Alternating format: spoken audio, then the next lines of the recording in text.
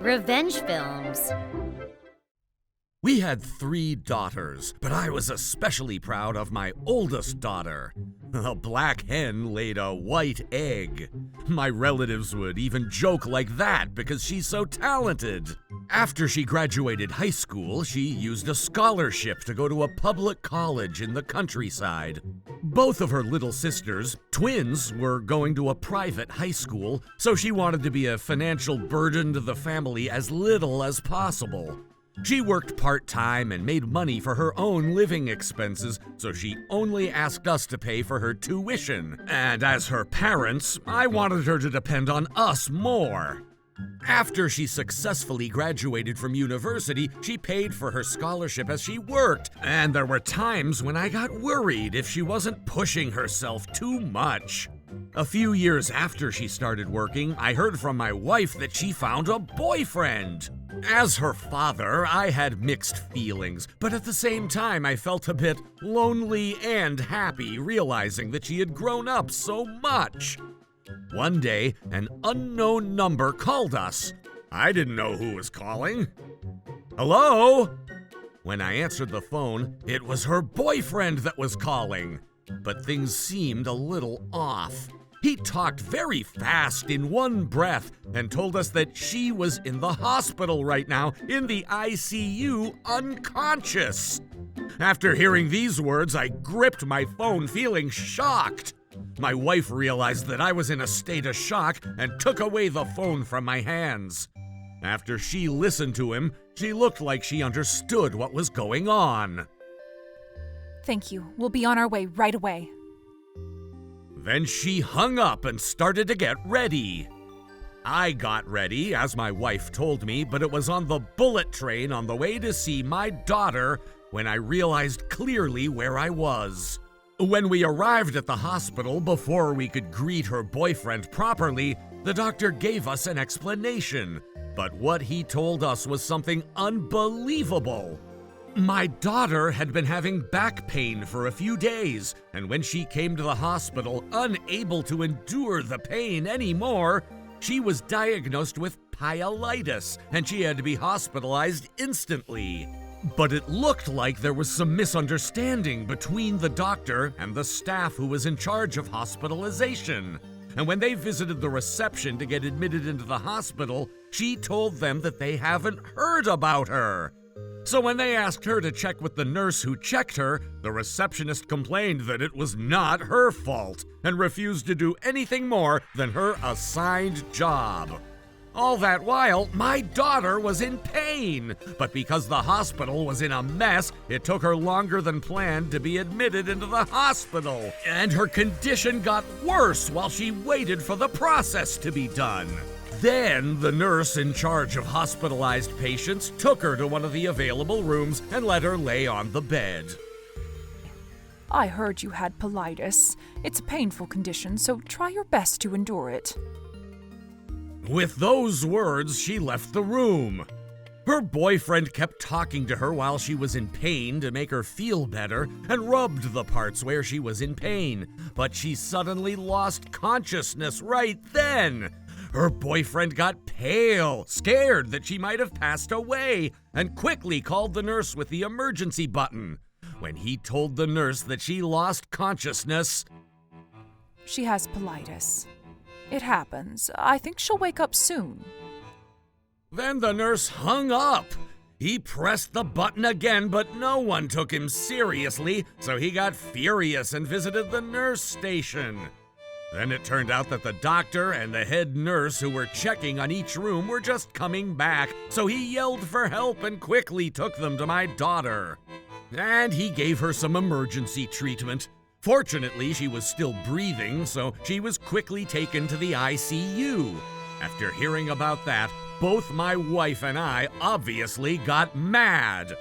As soon as we arrived, the doctor told us, "It was a close call. I'm glad we made it in time." Hearing that, I could no longer forgive that nurse who didn't care about my daughter. The nurse who dealt with them had already finished her shift, so she was not here anymore. But my daughter's boyfriend explained about the nurse who didn't bother to care about my daughter in pain when she was taken to her room after the misunderstanding. During the process of admission, both the doctor and head nurse went silent. My wife broke the silence. We'll sue this hospital. As soon as she said that, the doctor and the head nurse went pale, which was obvious to our eyes, but I bet my wife looked so intimidating. They couldn't talk back in this atmosphere, and they kept silent. After some checkups, they diagnosed my daughter with shock from losing blood due to pyelitis, but they told us that they'll have to check on her regularly. A few days after she was taken to the ICU, my daughter opened her eyes. My wife and I, her boyfriend, and her sisters all cried out of joy. Fortunately, there weren't any after effects, and after a few days, she was able to go back to the general ward. When she was in the ICU, all of us visited her without a break, and during that time, those who were in a high position at this hospital kept on visiting to apologize and begged on their knees not to bring the case to court.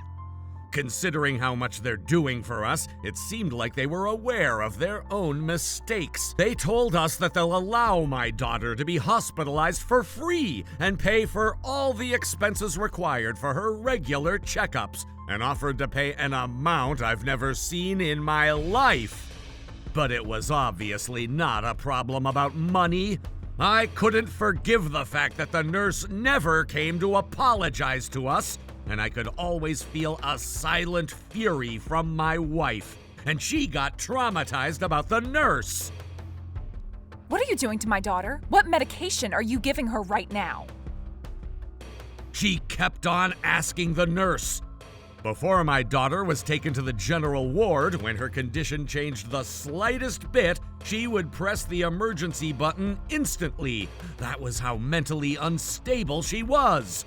The nurses were also afraid to make a similar mistake, so they checked on my daughter more than necessary, and they apologized to us as well.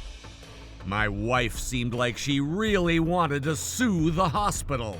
But when we were looking for a lawyer, all of them honestly looked reluctant. By suing the hospital as a whole, we would have to face more demerits, such as stress and the time-consuming process rather than the merits. That was what they told us. So as a result of discussing it with my wife a few times, we decided to accept the settlement money. But my wife argued that if we accept their money, it's as if we forgave them for almost killing our precious daughter. But at last, our daughter said to us, Mom, it's fine. I'm alive. That nurse was definitely horrible, but all the other nurses and doctors are very kind, and the hospital has been taking the problem seriously. With her words, she finally nodded in agreement as if she was finally able to relax, letting it go. After my wife told them that we'll accept the settlement money, they also seemed very relieved. Of course, we handed all the settlement money to our daughter after receiving it. There's still a small possibility that she'll suffer from the after effects a few years later, and I didn't want her to be short of money when she encounters that problem. I honestly don't care what she uses that money on, though, but after that, another big problem came our way. We asked the hospital how they dealt with the problematic nurse after that. They told us they fired her, and we accepted that because that was basically the only thing they could do.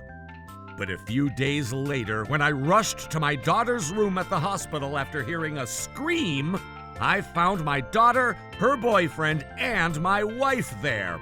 But I got fired because of you. You ruined my life.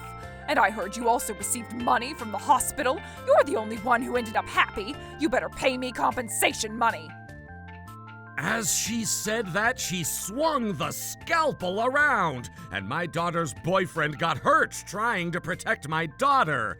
But he didn't back down and pinned her down. It's not my fault. You better take responsibility for ruining my life. She kept on saying that, and the hospital quickly called the police, and she was arrested. We had her boyfriend treated very quickly after that.